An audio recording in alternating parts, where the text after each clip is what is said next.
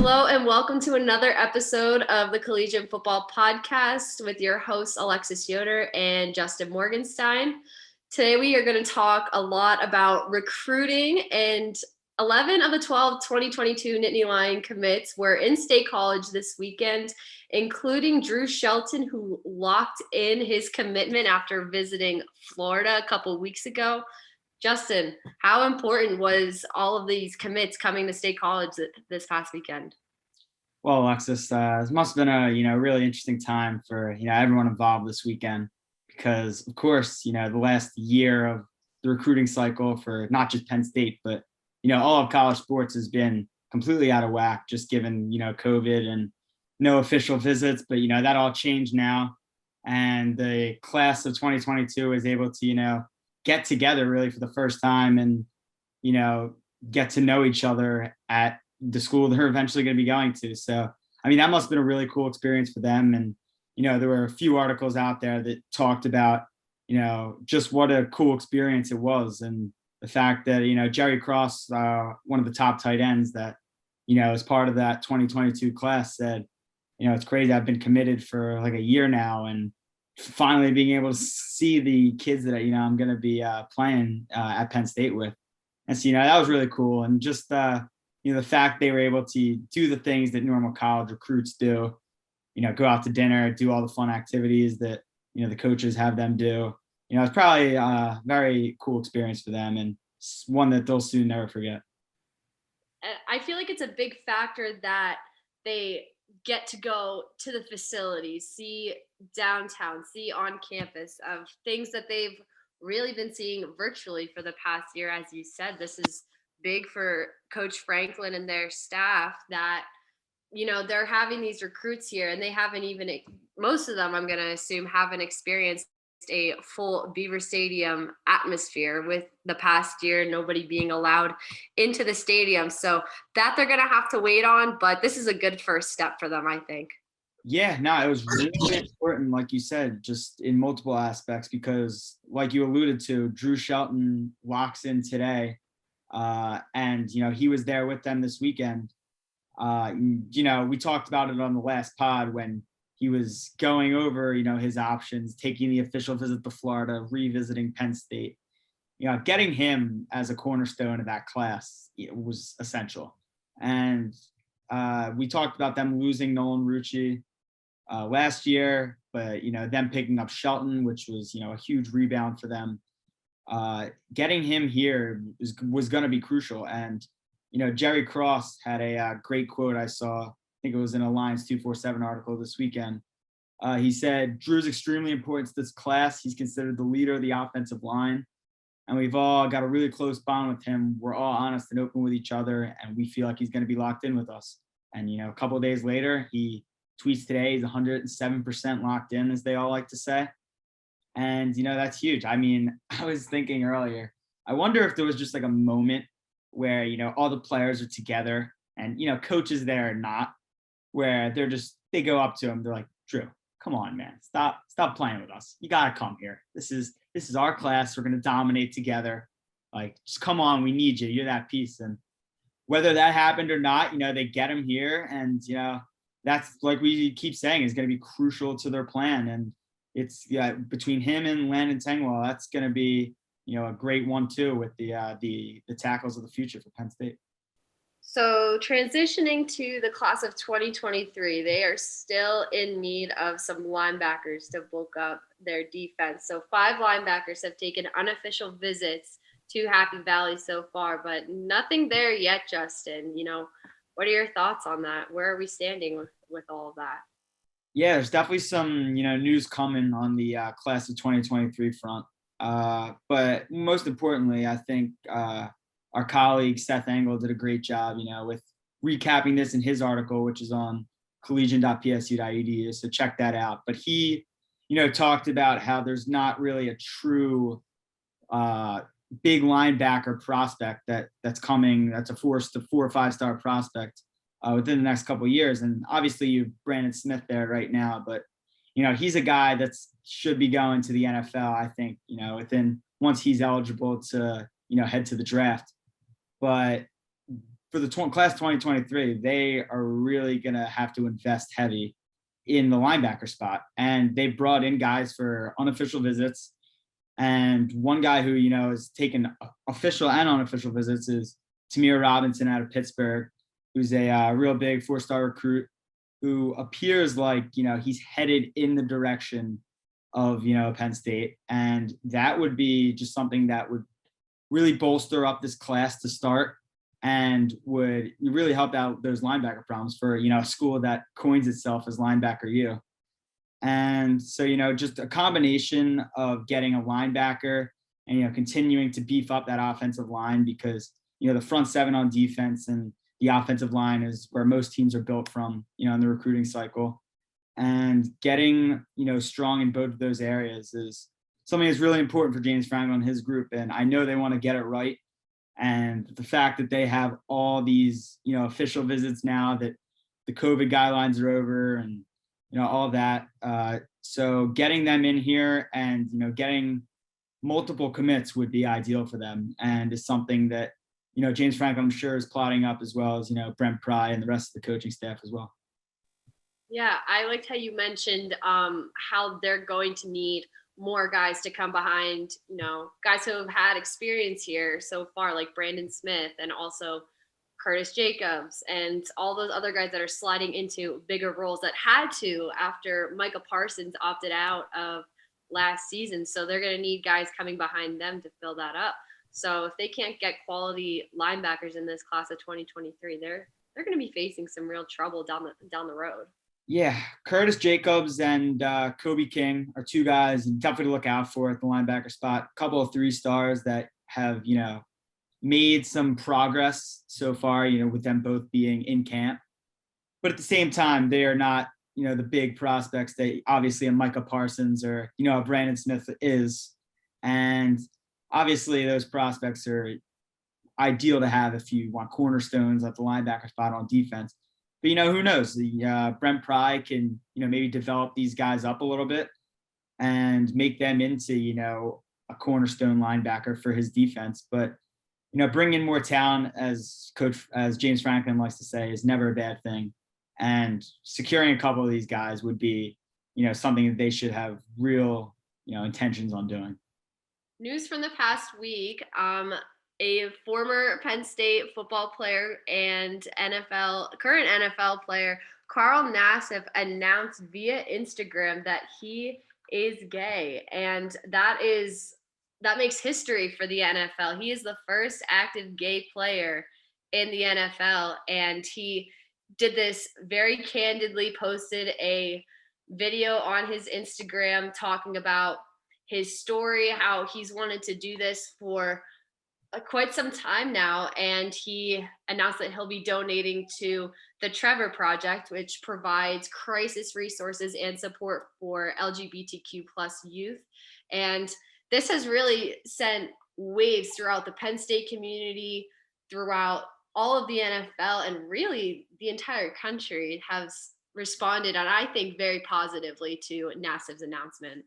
Yeah, I don't know, what you thought at first, but I thought the social media, reaction was really awesome to see, from everyone from coaches to former teammates and just fans in general. I thought, the response was really great in support of Carl. And obviously, like you said, he was, incredibly candid on his Instagram post, saying that, nothing changes with him in his daily life, but this is just a part of him and something that, he hopes everyone just accepts of him. And I thought it was really great how, not only he did that, but, James Franklin got involved himself and was very active with, social media and even donating to the Trevor Project, like you said.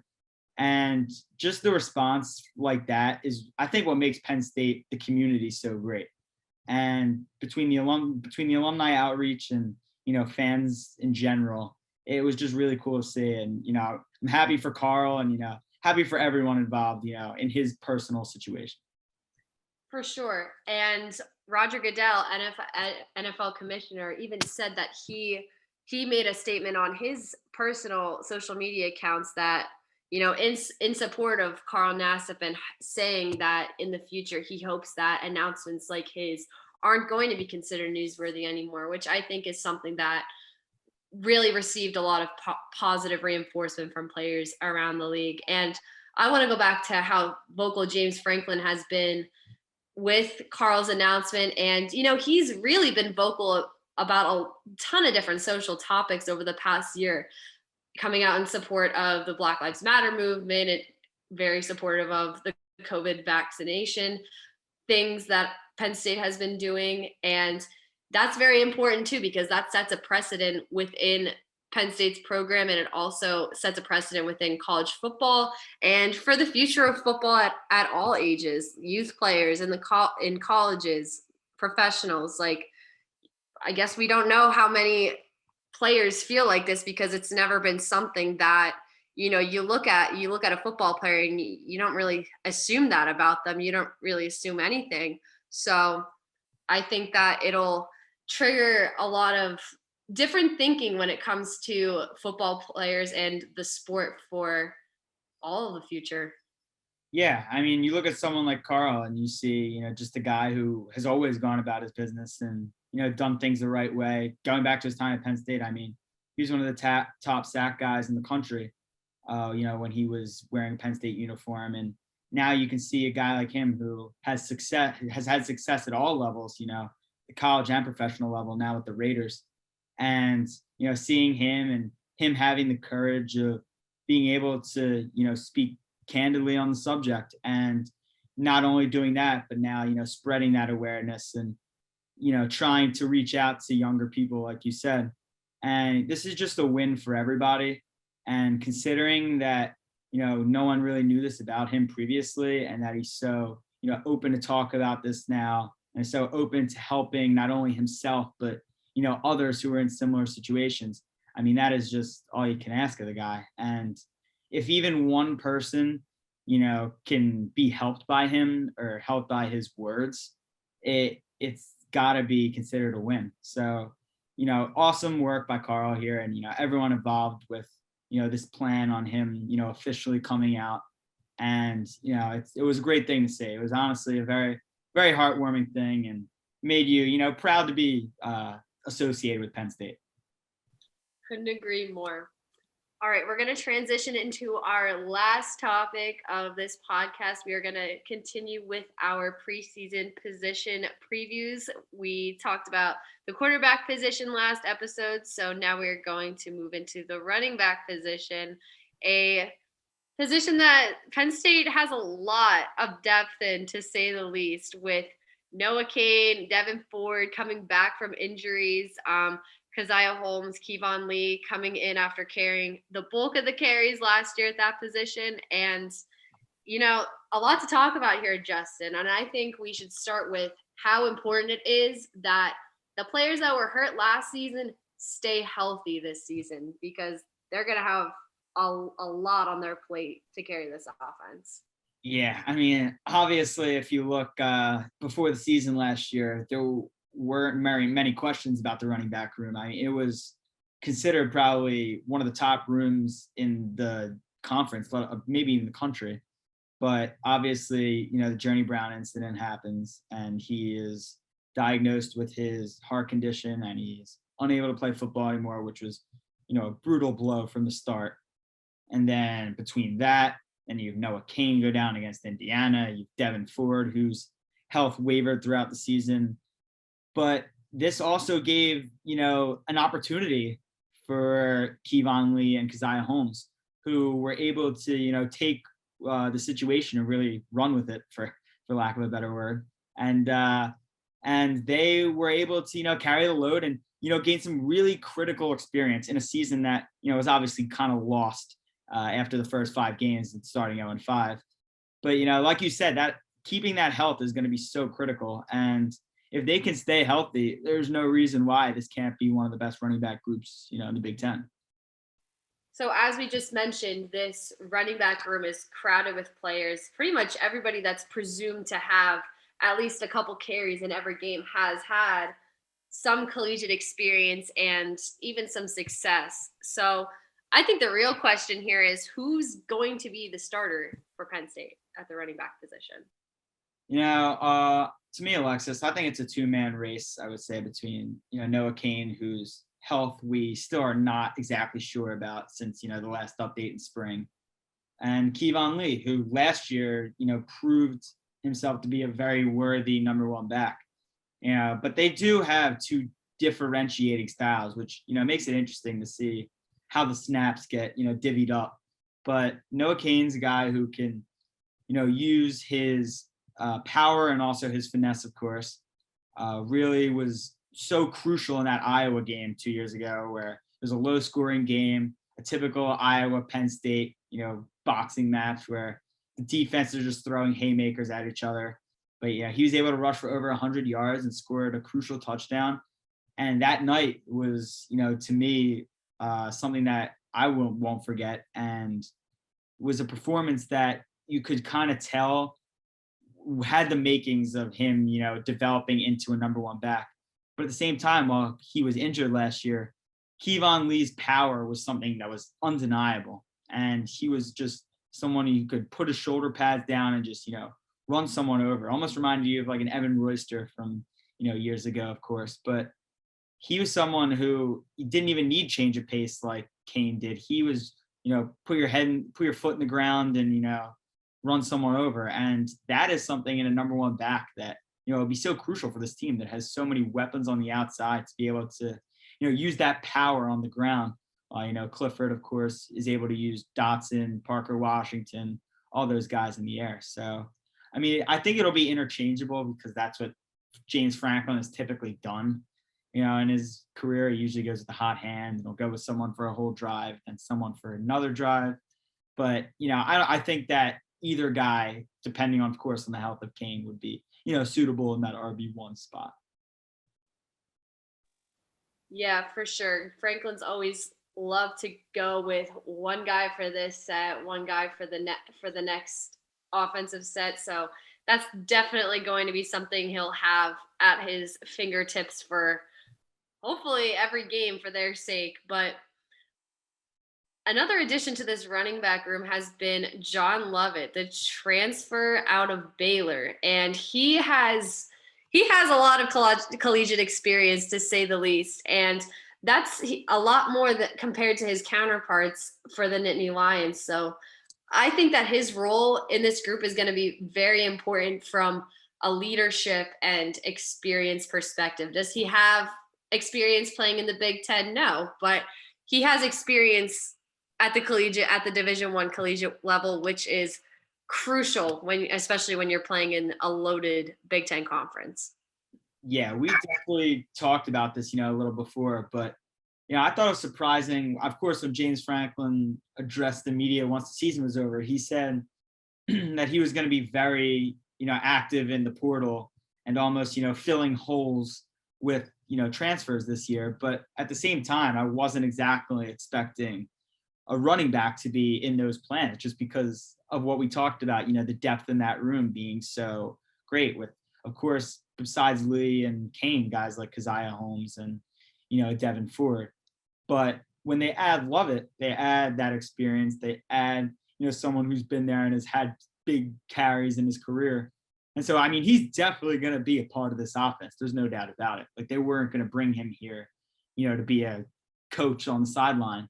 And, I could see him in a lot of third down situations where, they're looking for a little change of pace, even though we did just talk about how much Franklin likes to stick with one back. But that's where Lovett, I feel, is definitely going to be, best utilized in those, change of pace, third and short situations where, you can utilize him both the run and the pass game.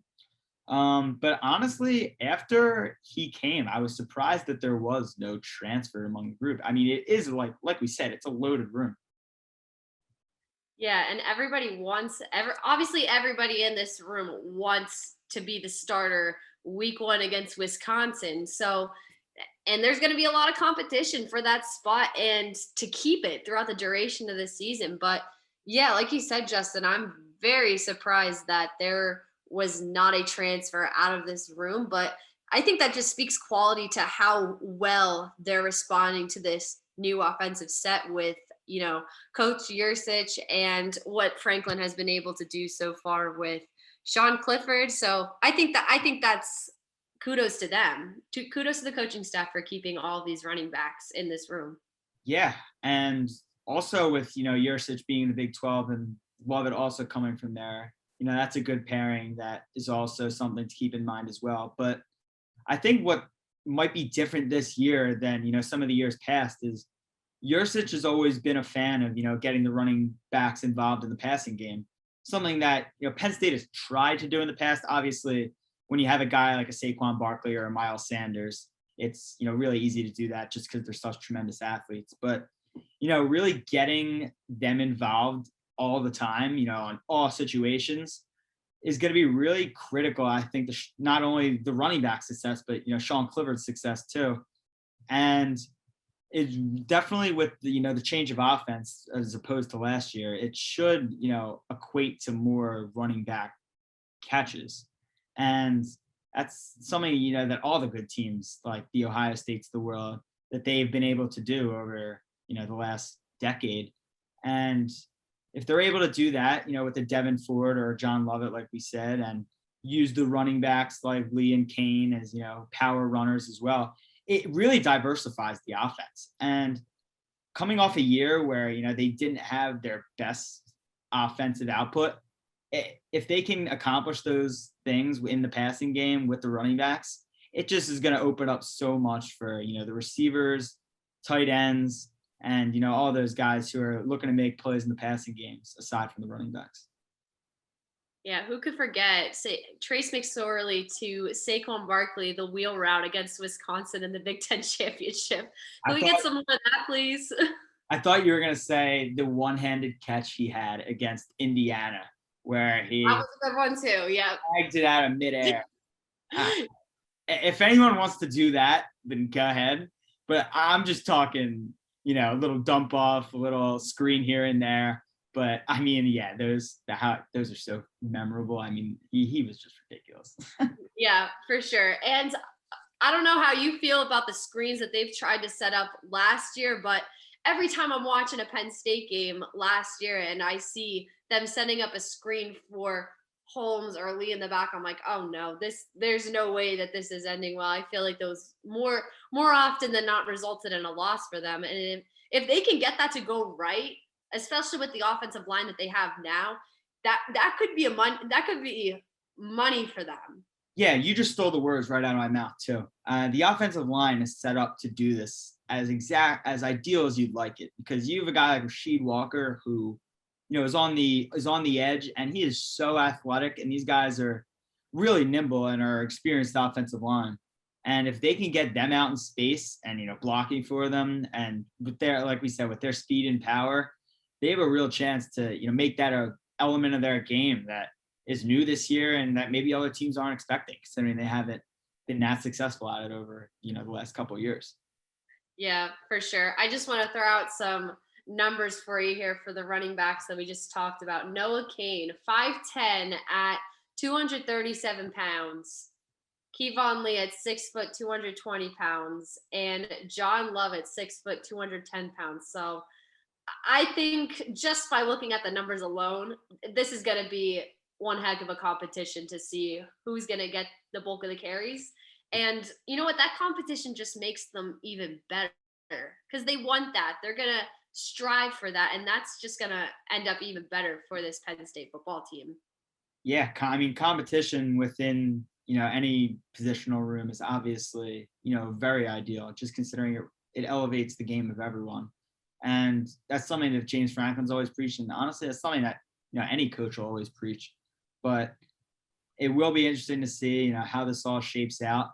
But, I think you can definitely expect Cain and Lee to be, the catalyst of this group.